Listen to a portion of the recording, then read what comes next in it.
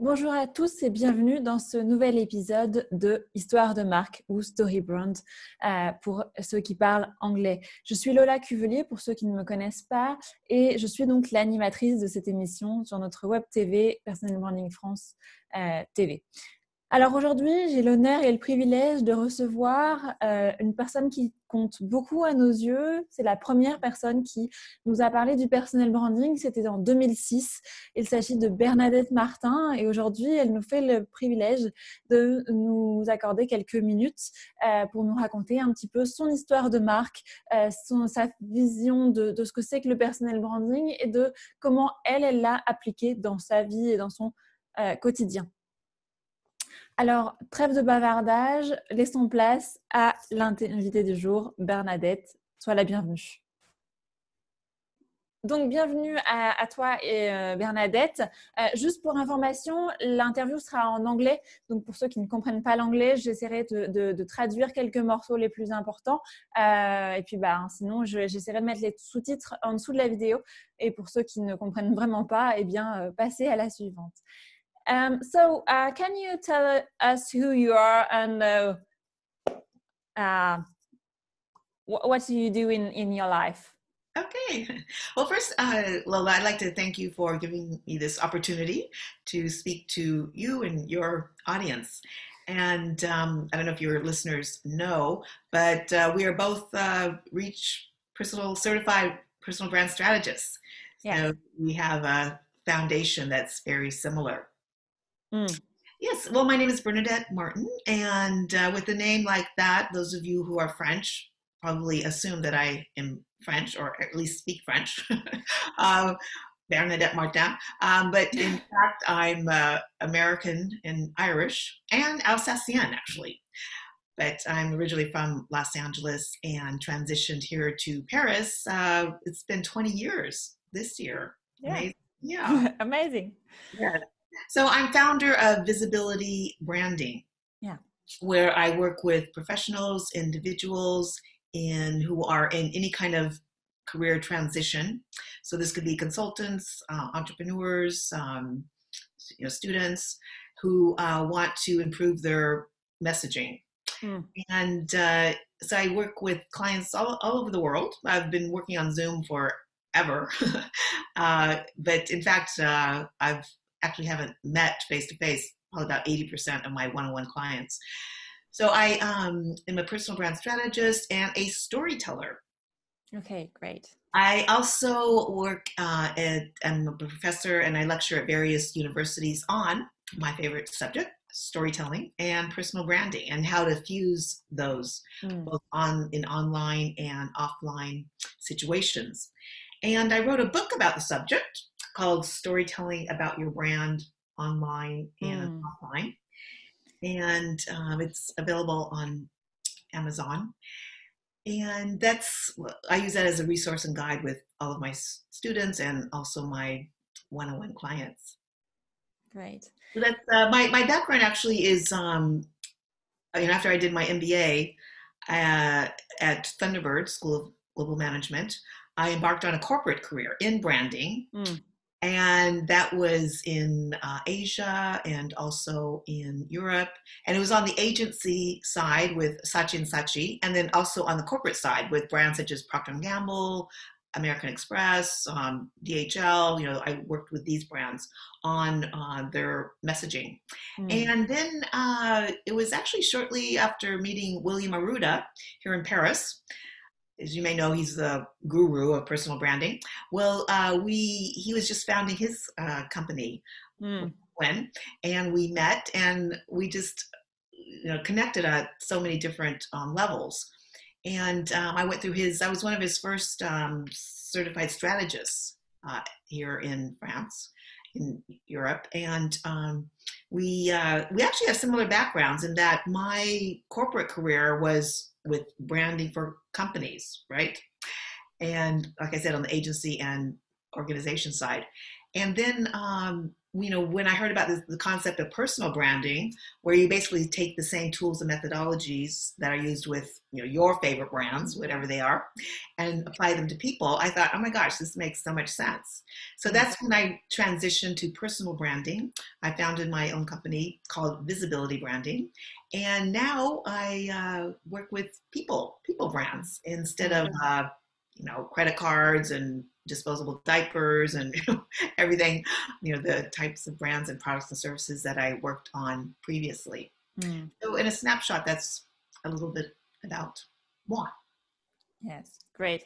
And it's an honor for us to have you in interview because for France, you are the first one who speak about personal branding to my mom.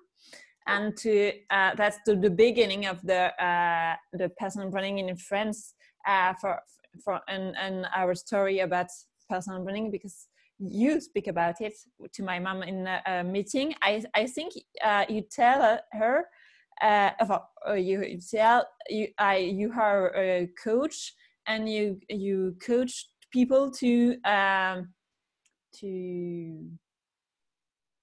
develop their brand. Right. En français, tu as dit que tu étais coach et tu aidais les coachs à se voir et à se vendre comme des marques. And right. It's to brand you like a brand and to sell you like a brand. And that's make the tilt in my mom head. And that's why she developed the personal branding in France countries. So thank you very much for that.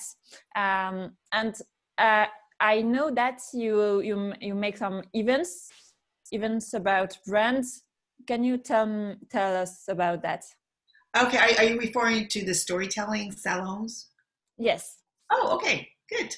I'd be happy to talk about my other hat. So I have two hats, but they all have to do about storytelling because that's me. Storytelling. So with visibility branding, it's helping professionals, tell their story and have a message, their personal brand through storytelling. Because storytelling isn't new, but it's the fact that there's been all of this neurological research conducted over the last, say, 10, 15, 20 years that point to the fact that our brains are hardwired to understand information better in story format. So that's why, big brands like Nike, for example, they have a chief storytelling officer, and big companies are who are progressive are realizing that their managers, people who are making presentations, need training on how to tell a good story. It's one thing to tell a story, but it's another thing to tell an interesting, captivating, engaging story. And so it's just like telling your personal story, which or professional story, which these days is usually in that about section on LinkedIn. So that's often where I start with the client is looking at what their story is on LinkedIn. And my other hat is that I started in 2016 these storytelling evenings. And these at the time took place where I was living, and I would cook for about 25 people who would come and join. And I would have a storyteller who could be an artist, musician, magician, singer, author. And so the idea behind these events were that they would tell their story, their personal story, why they chose this particular path or journey. And then also, a performance. But it wasn't like a pure performance. And so it's very intimate, and it was really, I really enjoyed doing this. And there were live streams, so sometimes people would join from all over the place. But with the new transition and COVID and everything, they've gone completely online now. Okay. And so I call them storytelling salons because because now the participants are all over the world, so it may not be evening where they are. So this and I did 12 in 2020. My next one is the end of the month, and I have the lineup for the next 3 months. And basically, I zoom in from Paris. The storyteller, well, I've had storytellers that have zoomed in from San Francisco, different parts of the world, Paris as well. And so it's really the same concept where, but without the dinner. The same concept where, they tell their story, which I might like interview them, or they might just, tell their story, and then, some kind of performance. And then there's, breakout rooms, and people have a chance to network in small groups, and, there's prizes and as much interaction as possible. Great. And I for 2021, I just, my team consists of, well, I just hired actually a social media consultant. And so we're, putting together the 2021 plan, which, is different than what has taken place in the past. And so it's really exciting because I think, at this time and moving forward, people need some kind of light diversion from politics and the pandemic, and and then also it's a way for the storytellers, who often are musicians, artists, because it's very difficult for them during this time, to have some income, and because there's always the option to give a tip to the storyteller. Or some of my storytellers, in fact, would rather raise funds for a charity. Maybe you're familiar in France with the charity Les Petits Princes. It's like where it's a charity to for children with really serious illnesses, and so they give presents and wishes. So we raised more than 150 euros for that charity. And so it's really it's expanding, and like I said, I have a team behind me that and our plan is to make 2021 really see a lot of growth for the storytelling salons. Great, thank you very much for that. And what do you say to people who want to develop their storytelling or about their brand to develop their, and that's this year? So your question is, what are some tips for helping to... Do you have some tips for people who listen to us? Yes. Well, I think it's a skill. Storytelling is a skill, that can be developed. Some people just, naturally are great storytellers, but it really takes, a good structure and flow. It, just to tell a story doesn't mean it's going to be interesting or captivating or engaging. And there's one primary tool that I use that's in my book, but I can also share it with you. It's a very simple structure, but I call it the Visibility Branding Storytelling Tool. And basically, you map out your story initially, just with bullet points. Don't bother with the beautiful narrative and all that.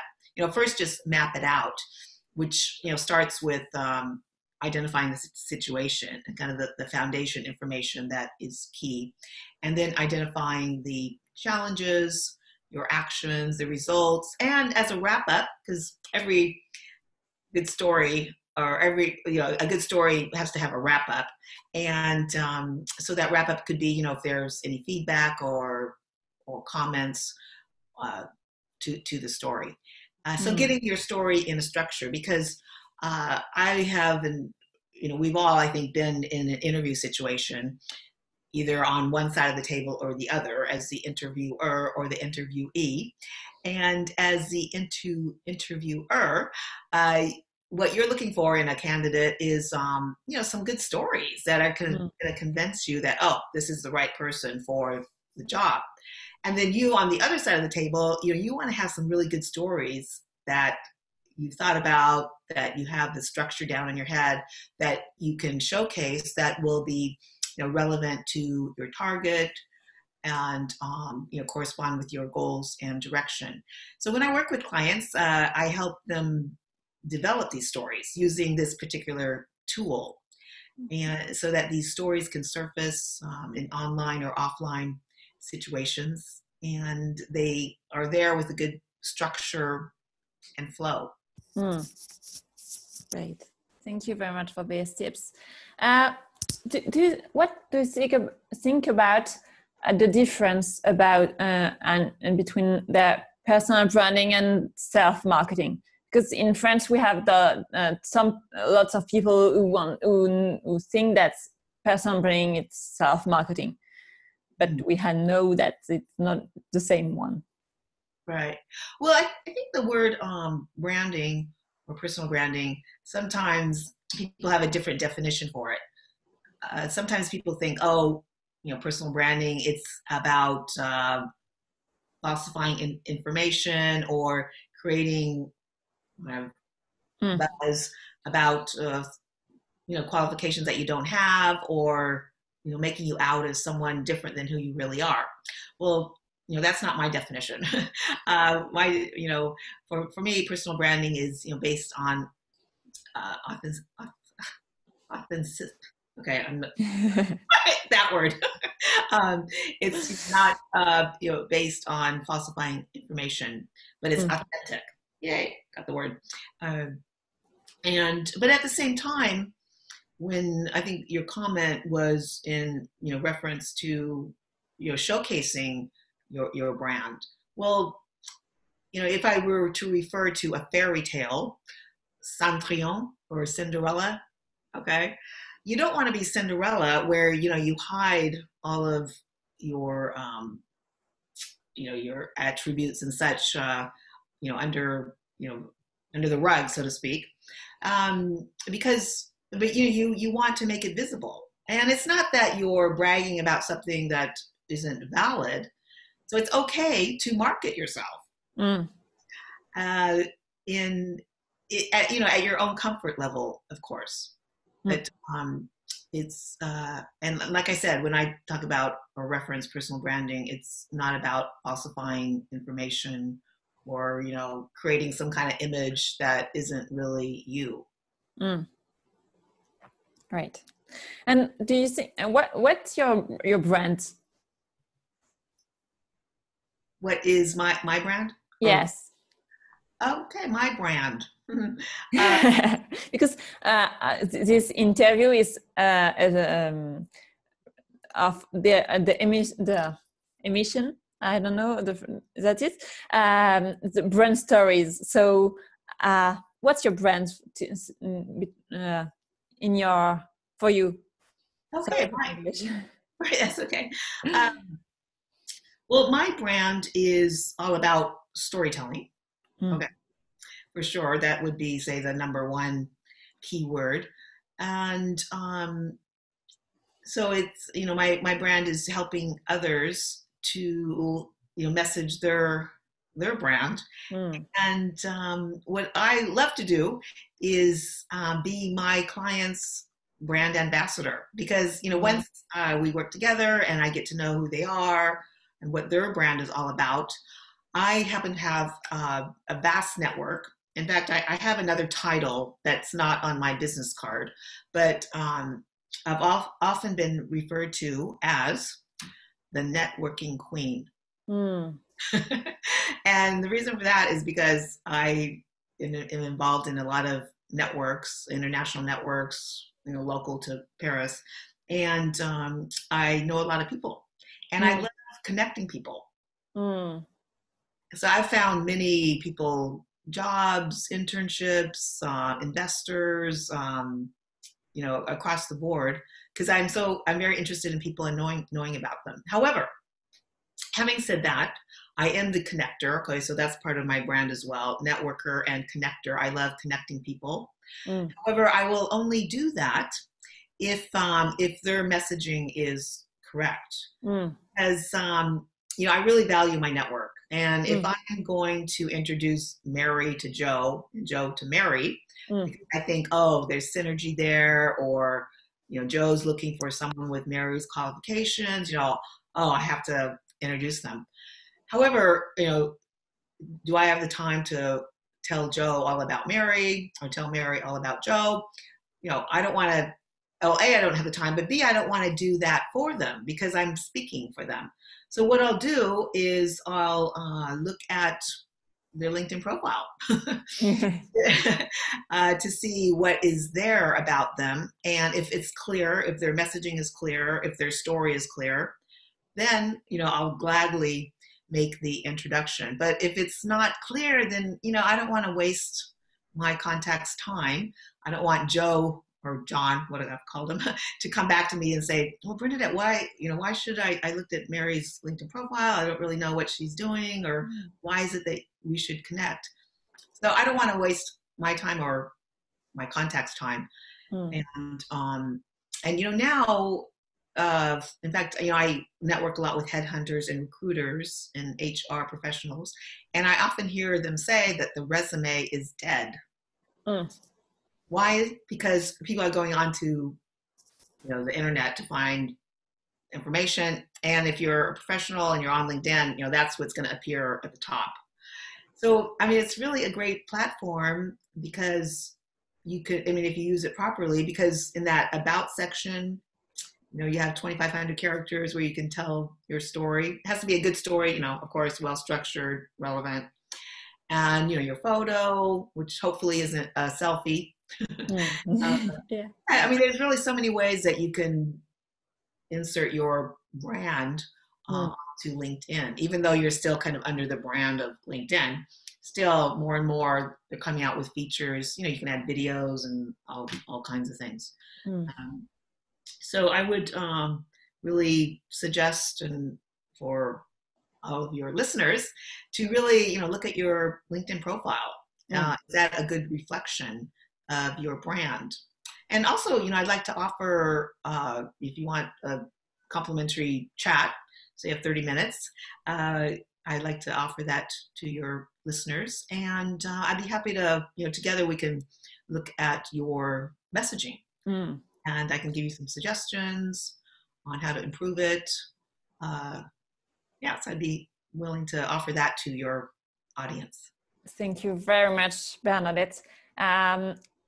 It's the time for close. So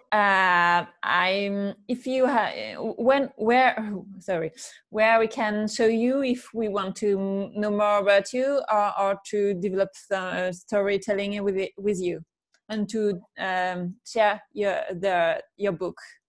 Okay. Well, first of all, you can find me on LinkedIn. Yeah.